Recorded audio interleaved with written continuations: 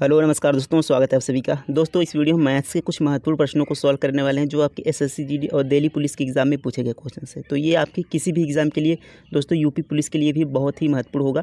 तो आप किसी भी एग्ज़ाम की तैयारी कर रहे हो सभी के लिए महत्वपूर्ण होगा। और दोस्तों इसमें हम आसान तरीका देखेंगे किस तरीके से हम कम समय एग्ज़ाम में क्वेश्चन को सॉल्व कर सकते हैं। देखिए पहला क्वेश्चन यहाँ पर है कि पी और क्यू मिलकर एक कार्य को 12 दिनों में कर सकते हैं।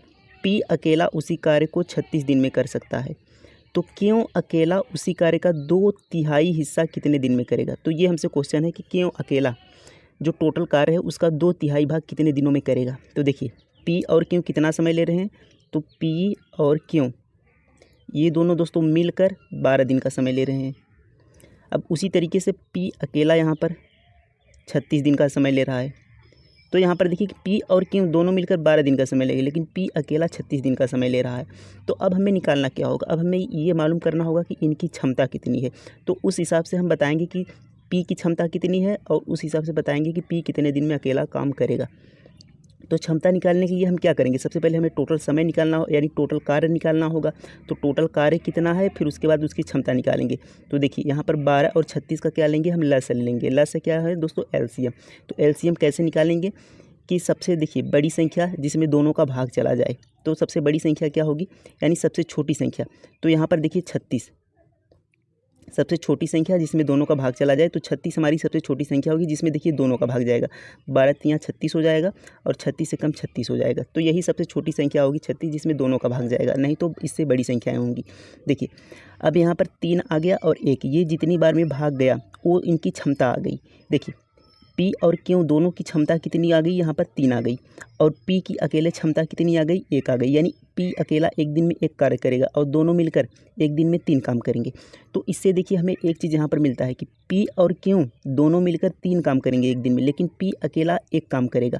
तो यहाँ पर अगर हम समझें कि अगर पी की क्षमता 1 है और दोनों को मिलाकर क्षमता यहाँ पर देखिए 3 है, तो क्यों की क्षमता कितनी आएगी, क्यों की क्षमता 2 होनी चाहिए, क्योंकि 2 और पी की क्षमता 1 है तो 2 1 3 हो गया। तो इस तरीके से क्यों की हमारी क्षमता कितनी आ गई, क्यों की क्षमता यहाँ पर 2 आ गई। तो हमसे देखिए कहा है कि क्यों अकेला उसी कार्य का 2/3 हिस्सा कितने दिन में करेगा। देखिए कार्य कितना है हमारा, टोटल कार्य हमारा 36 है। ये जो हमारा एलसीएम लेते हैं वही हमारा टोटल कार्य मान लेते हैं। अब देखिए इसका 2/3 हिस्सा यानी 2/3 हिस्सा, 2/3 यानी 2/3 हिस्सा क्यों कितने दिन में करेगा। अब देखिए यहाँ पर क्यों कितने दिन में करेगा, यानी क्यों की क्षमता से हम भाग कर देंगे। तो क्यों की क्षमता कितनी हमने निकाली, 2। तो यहाँ पर हम 2 से भाग कर देंगे। अब ये देखिए ये जो हमारा 3 है, ये हमारा 3 यहाँ पर बटे में आ जाएगा और इस 2 से ये 2 कट जाएगा और ये बचेगा 3 बटे में रहेगा। तो 3 से यहाँ पर 36 को काटेंगे तो ये आपका आ जाएगा 12 तियाँ 36। तो इस तरीके से यहाँ पर 12 आ गया। तो 12 दोस्तों इसका हमारा आंसर होगा, ऑप्शन नंबर ए इसका सही उत्तर होगा। अगर यहाँ पर आप यहाँ पर ना समझे हो तो आप सीधा यहाँ पर सबसे पहले यहाँ पर काम निकालने की 36 का 2/3 करेंगे तो 3 से यहाँ पर 12 कट जाएगा और 12 दूना कितना हो जाएगा, ये 24 हो जाएगा। अब क्यों की क्षमता हमने कितनी देखी थी, 2 देखी थी। तो 24 यहाँ पर कार्य है और 2 से यहाँ पर भाग कर देना है तो आ गया 12। क्योंकि देखिए टोटल काम हमारा 36 था तो 36 का 2/3 पूछा है तो 36 का 2/3 कर देंगे। तो इस तरीके से हमारा जो कार्य आएगा 2/3 वह 24 आएगा। अब 2/3 हिस्सा क्यों कितने दिन में करेगा, तो 24 का क्यों में का क्षमता से भाग करेंगे तो 24/2 कर दिया, आ गया 12। तो आप यहाँ से भी डायरेक्ट कर सकते थे कि 36 का 2/3/2 कर देंगे। इस तरीके से देखिए 12 आंसर हो गया। तो उम्मीद है ये प्रश्न आप सभी को समझ में आ गया होगा अच्छे तरीके से। अगला प्रश्न देखेंगे। अब देखिए यहाँ पर अगला प्रश्न कह रहा है यहाँ पर दोस्तों कि यहाँ पर देखिए ये दोस्तों हमारा सरलीकरण का क्वेश्चन है सिंप्लीफिकेशन में। देखिए कैसे सॉल्व करते हैं। तो इसके लिए आपको बोडमॉस रूल पता होना चाहिए। बोडमॉस रूल क्या होता है दोस्तों कि पहले हम भाग करते हैं, उसके बाद गुणा करते हैं, उसके बाद जोड़ करते हैं, उसके बाद घटाना करते हैं। लेकिन इनसे पहले अगर कोष्टक है क्वेश्चन में, यानी कोष्टक है तो कोष्टक को हम सॉल्व करेंगे। और कोष्टक को सॉल्व करने का तरीका आपको पता है, सबसे पहले छोटा कोष्टक सॉल्व करेंगे, उसके बाद मझला कोष्टक, उसके बाद बड़ा कोष्टक। तो यहाँ पर देखेंगे तो छोटा कोष्टक और बड़ा कोष्टक है। तो हम सबसे पहले कोष्टक को सॉल्व करेंगे। देखिए ये बड़ा कोष्टक लगा, अब ये हमारा दोस्तों 12 है, अब यहाँ भाग का चिन्ह है ये। अब देखिए कोष्टक को सॉल्व करेंगे छोटे वाले कोष्टक को, तो 3 गुणा 2 है तो ये 3 दूना कितना हो जाएगा, 6 हो जाएगा।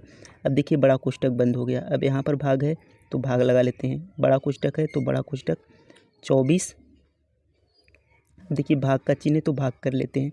अब देखिए 8 - 5 है, तो ये कोष्टक है छोटा वाला, तो इसको सोल्व करेंगे क्योंकि सबसे पहले हमें कोष्टक सोल्व करना है, उसके बाद भाग को सोल्व करना है, उसके बाद गुणा को सोल्व करना है।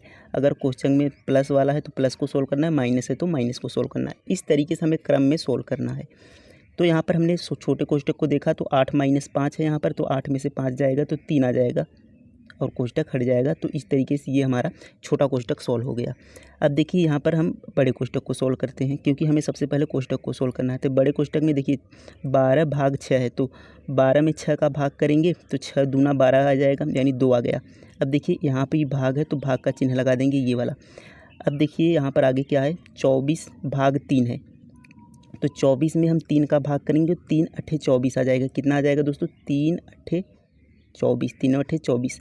अब देखिए ये हमारा आ गया 2 भाग 8, तो 2 भाग 8 यानी इसको हम क्या लिख सकते हैं, 2 से यहाँ पर काटेंगे, इसको हम लिख सकते हैं दोस्तों 2/8, क्योंकि भाग का मतलब 2 में 8 का भाग है तो 2/8, 2 × 1 = 2, 2 × 4 = 8, ये कितना आ गया 1/4।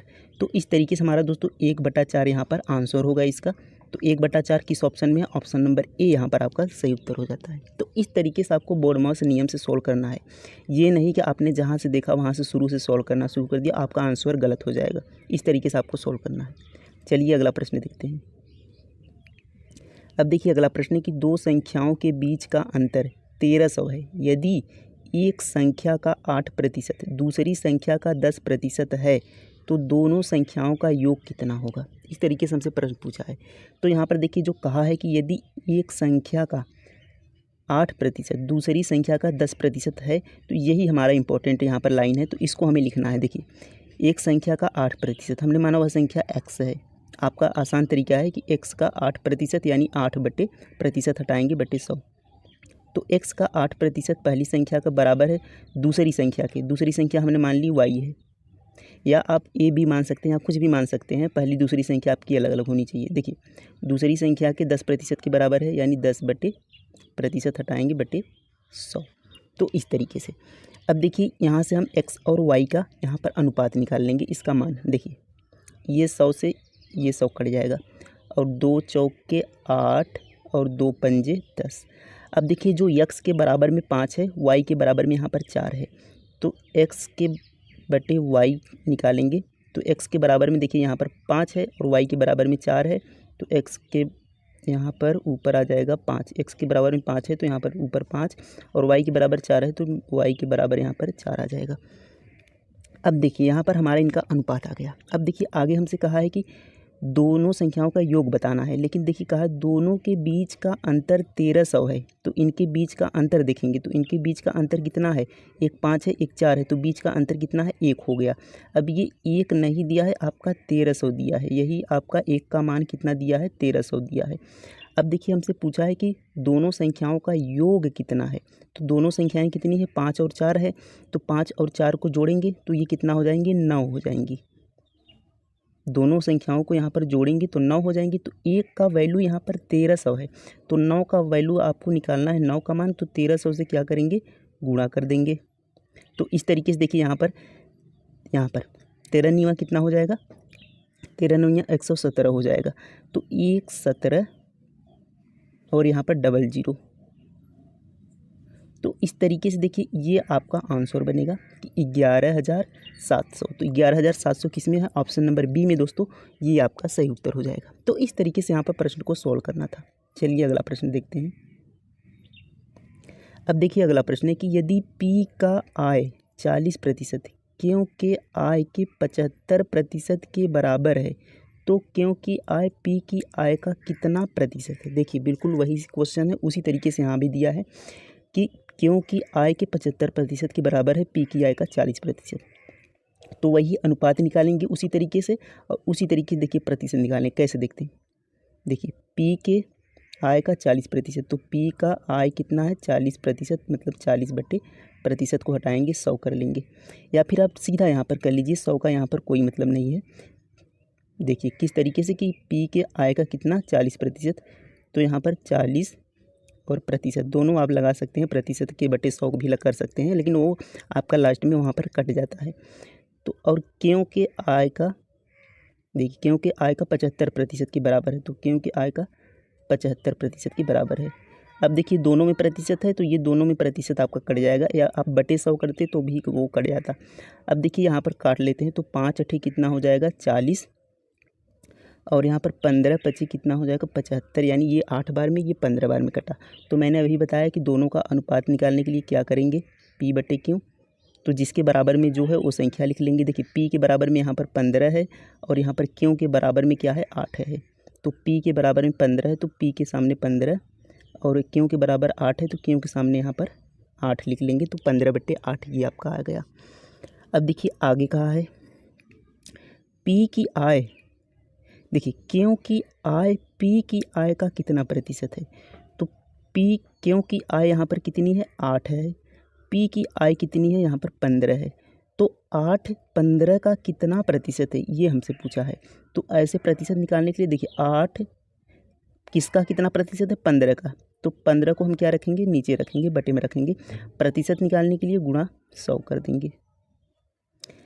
तो ये हमको आपको यहाँ पर देखिए क्यों की आय का कितना प्रतिशत है, क्यों की आय P की आय का कितना प्रतिशत है, क्यों की आय को ऊपर रखेंगे, और जिसकी तुलना में है P की आय का कितना प्रतिशत, तो P की आय को यहाँ पर बटे में रखेंगे। तो P की आय 15 था तो यहाँ पर हमने बटे में 15 कर लिया, क्यों का आय 8 है तो ऊपर हमने 8 कर लिया। अब इसे सोल्व करेंगे तो देखिए 5 तियाँ कितना हो जाएगा 15, और 5 से काटेंगे तो यहाँ पर 20 बार में कटेगा। अब देखिए ये आपका आ जाएगा 8 गुणा 20 है, तो यहाँ पर 8 दूना 16, 160 बटे 3 आएगा। कितना आ जाएगा 160 बटे 3, 160 बटे में 3।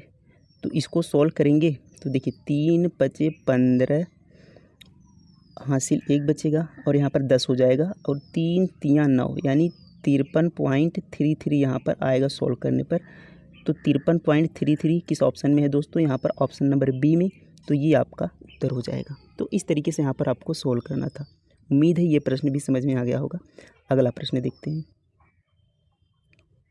अब देखिए अगला प्रश्न है कि यदि कोई दुकानदार एक वस्तु को रुपये 6750 में बेचता है तो उसे 10% का नुकसान होता है। 10% का लाभ कमाने के लिए उसे वस्तु को किस मूल्य पर बेचना होगा। देखिए कोई भी वस्तु अपने आप में कितनी होती है 100% होती है, 100% होती है। कितनी होती है 100%। तो अब हमसे देखिए कहा क्या है कि यदि कोई दुकानदार वस्तु को इतने में 6750 में बेचता है तो उसे 10% का नुकसान होता है। यानी वह कितने में बेचता है, ये आपकी 100% वस्तु को 10% के नुकसान में कितने में बेचता है 90% में, क्योंकि 100% की वस्तु है, 10% का नुकसान हुआ, यानी उसे 90% में बेचा गया। और उसे जो देखिए कहा है कि बेचा गया कितने में बेचा गया, वह बेचा गया 6750 रुपये में। यानी यह अगर हम बात करें तो परसेंटेज में तो 90% में, लेकिन बेचा गया एक्चुअल में जो प्राइस में 6750 में, तो ये 90% का मान हो जाएगा आपका 6750। तो ये आपका 90% का मान है। अब देखिए आगे कहा है कि 10% का लाभ कमाने के लिए उसे किस मूल्य पर बेचना चाहिए। तो 100 की वस्तु है 100% की, 10% का लाभ कमाएंगे तो 100 का 10% कितना होगा 10 होगा, 10 होगा, यानी 100 का 10% का लाभ, यानी वस्तु को हमें 110 में बेचना होगा, क्योंकि 100% पर 10% का लाभ मतलब 10 अधिक में, तो 110 में हमें बेचना होगा। तो यानी यहाँ पर हमें निकालना है 110 की वैल्यू। तो इस तरीके से देखिए यहाँ पर आपका बन गया कि हमने बेचा कितने में 6750 रुपये में, और उस तरीके से बेचा 90% में। अब यहाँ पर हमें 110% का मान निकालना है, तो 90% बटे में करें, जिसका मान दिया होता है 90% का मान दिया था तो 90 को हम बटे में रखेंगे, और हमें निकालना है 110 का, तो 110 से यहाँ पर गुणा कर देंगे। अब देखिए यहाँ पर हम सॉल्व कर लेते हैं, तो ये 0 से ये 0 कट गया। अब देखिए यहाँ पर 9 से यहाँ पर हम सॉल्व करेंगे, तो देखिए 9 से कितनी बार में कटेगा, 9 सत्ते कितना हो जाएगा 63 हो जाएगा, 63, और यहाँ पर 4 हासिल बचेगा, और यहाँ पर 45 हो जाएगा। तो 9 बचे कितना होगा 45, और 1 0, यानी 750 और गुणा ये वाला 11 है आपका, 750 गुणा 11। अब 750 में 11 का गुणा करेंगे तो 11 पचे 55 हो जाएगा और 11 सते 77 होता है। 77 और 5 हासिल कितना हो जाएगा, 7 5 12 यानी 82 हो जाएगा। और एक यहाँ पर आपका जीरो लग जाएगा, जो यहाँ पर जीरो है। तो इस तरीके से हमारा आंसर आ गया 82 50। तो 82 50 दोस्तों ऑप्शन नंबर डी में है, ये आपका सही उत्तर हो जाएगा। तो इस तरीके से यहाँ पर क्वेश्चन सॉल्व करना था। उम्मीद है समझ में आ गया होगा। अगला प्रश्न देखेंगे। अब देखिए यहाँ पर अगला प्रश्न है कि एक ट्रेन अपनी सामान्य चाल की 1/2 चाल से चलते हुए गंतव्य पर पहुँचने में 60 मिनट अधिक समय लेती है। ट्रेन द्वारा उसी दूरी को तय करने में लगने वाला सामान्य समय ज्ञात कीजिए। यानी दोस्तों हमसे कहा है कि जब ट्रेन अपनी चाल के आधे से चलती है तो गंतव्य तक यानी अपने स्थान पर पहुँचने में 60 मिनट अधिक समय लेती है, लेकिन उस ट्रेन द्वारा उसी दूरी को तय करने में हमसे पूछा है कि वह प्रारंभिक समय कितना लेती थी, वही दूरी है। देखिए जब दूरी सेम हो, दूरी क्या है, वही है। जब दूरी सेम हो तो जो हमारा स्पीड होता है यानी जो हमारा चाल होता है, जो हमारा चाल का अनुपात होता है उसका उल्टा हमारा समय का अनुपात होता है। जो हमारा चाल का अनुपात होता है उसका उल्टा समय का अनुपात होता है। कब, जब दूरी हमारी सेम हो। यानी देखिए कहा है ना कि उसी दूरी को तय करने में, यानी दूरी हमारी कांस्टेंट हो गई, वही दूरी है।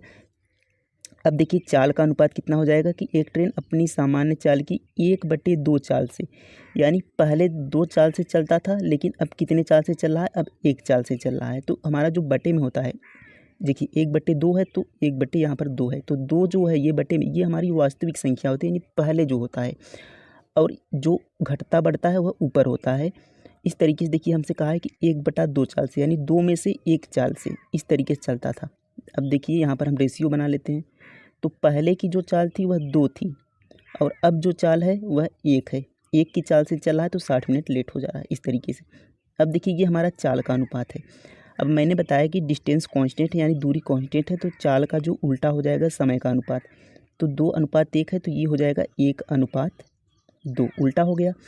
अब ये हमारा समय हो गया, यानी देखिए पहले 1 समय लेता था, अब 2 समय ले रहा है, तो कितना समय अधिक ले रहा है।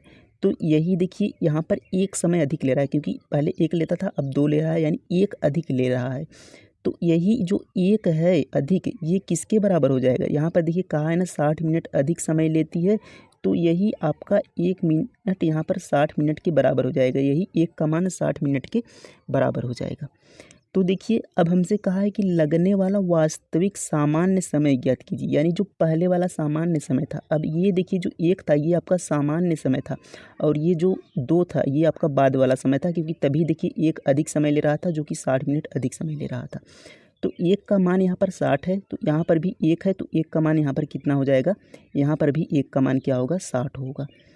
तो 60 मिनट ये आपका क्या हो जाएगा, आंसर हो जाएगा। ये आपका क्या था, ये आपका देखिए ये आपका प्रारंभिक स्पीड था और प्रारंभिक समय था।